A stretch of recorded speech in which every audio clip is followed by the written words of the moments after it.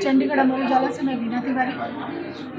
आपको बता दें कि यह पिंक मंथ, अक्टूबर पिंक मंथ चल रहा है, यानी ब्रेस्ट कैंसर अवेयरनेस मंथ। इस पूरे महीने बात होती है स्तन कैंसर से बचाव की, लोगों को जागरूक करने के लिए।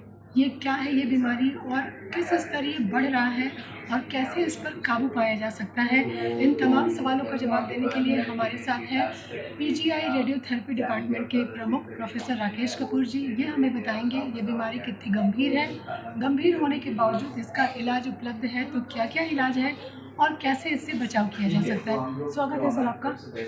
बहुत बहुत शुक्रिया अमर उजाला की टीम का। जैसे कि आपने बोला कि ब्रेस्ट कैंसर की बीमारी जो है वो बढ़ रही है, इसमें कोई दो राय नहीं है। अगर हम आज से 2 दशक पीछे जाएं, मतलब कि 20 साल पीछे जाएं, तो जो ब्रेस्ट कैंसर का जो आपका बीमारी का इंसिडेंस अगर आप देखा जाए टोटल पॉपुलेशन का, तो वो 30% के करीब लोगों के लिए ये बीमारी पकड़ी जाती है, जो कि आज की डेट में 58% लोग हैं। और जो इंसिडेंस अगर आप देखते हो तो हर पॉपुलेशन कैंसर जिसकी में आज इसका इंसिडेंस जो है वो ऑलमोस्ट 38 to 42% के करीब है। वेरिएबल रजिस्ट्रीज है, कहीं स्टेट वाइज वेरिएशन है, कहीं कंट्री वाइज वेरिएशन है। हमारे भारतवर्ष में भी, एशिया में इस समय भारत में सबसे ज़्यादा ब्रेस्ट कैंसर के लोग हैं।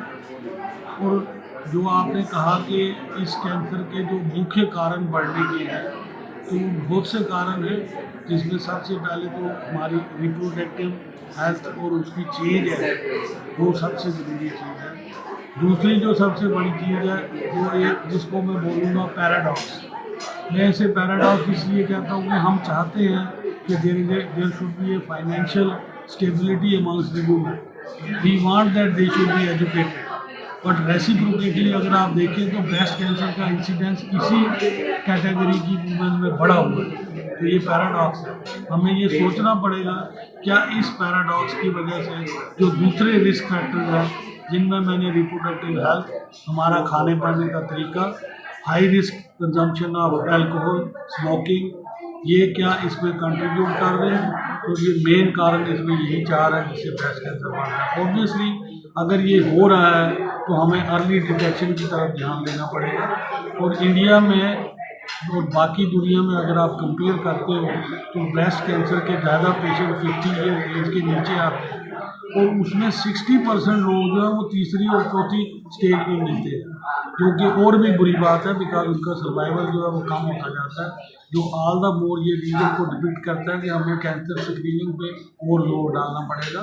इसीलिए गवर्नमेंट ऑफ इंडिया ने अब ब्रेस्ट कैंसर कंट्रोल प्रोग्राम में ब्रेस्ट स्क्रीनिंग को एज को पहले हम 38-40 करते थे, 35 हुआ, अब तक 30 साल से लेके almost up to age of 60 years में हमें स्क्रीनिंग करनी चाहिए। उसके डिफरेंट मेथड बताए गए हैं, जो सेल्फ ब्रेस्ट एग्जामिनेशन से शुरू होके एक क्लिनिकल बेस्ड एग्जामिनेशन, और फिर उसके बाद डेमोग्राफी, अल्ट्रासाउंड, डिपेंडिंग अपॉन कि किस एज ग्रुप के पेशेंट को आप ट्रीट करते हैं, आपको ये सारे इन्वॉल्व करते हैं।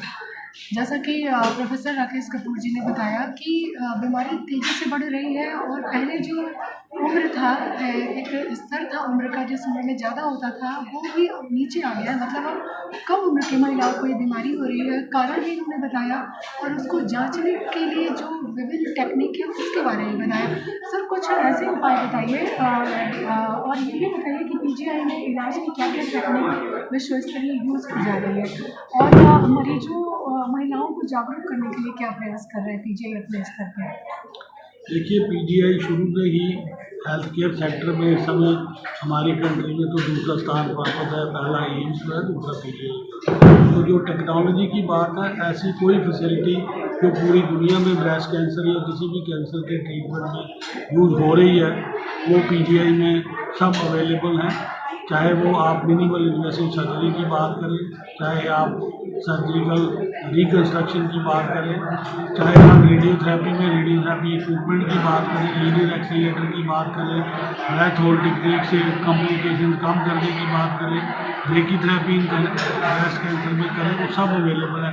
इसी तरह कीमोथेरेपी, इम्यूनोथेरेपी और targeted treatment, all drugs are available. ऐसा कुछ नहीं है जो इलाज अवेलेबल नहीं है।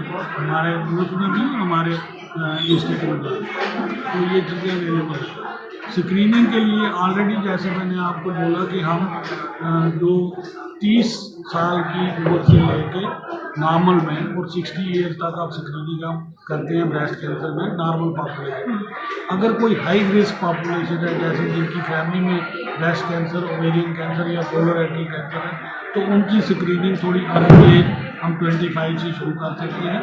कुछ टारगेट टेस्ट हैं जो अवेलेबल हैं जो जेनेटिकली इनहेरिटेंस को डिफाइन कर सकते हैं, जिनमें BRCA1 BRCA2 टेस्टिंग है। तो अगर कोई ब्रेस्ट कैंसर का पेशेंट आता है तो डायग्नोज होता है और वो मदर हैं उनके जो अगर आगे फीमेल चाइल्ड है तो उनको हम एडवाइस करते हैं कि आप ये टेस्ट अपना करवाइए। अगर उनमें ये पॉजिटिव है तो फिर बच्चों की स्क्रीनिंग हम और जल्दी करते हैं। तो ये सब चीज़ें अवेलेबल है।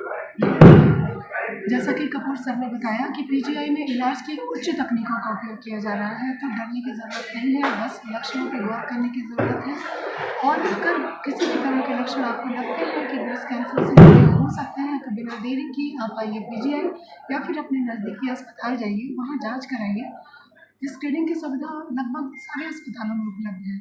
तो सर आपने बहुत अच्छी जानकारी दी, धन्यवाद। शुक्रिया। अगर आप ये वीडियो YouTube पर देख रहे हैं तो हमारे चैनल को सब्सक्राइब करें और बेल आइकन को दबाना ना भूलें। अगर आप Facebook पर ये वीडियो देख रहे हैं तो हमारे पेज को लाइक करें।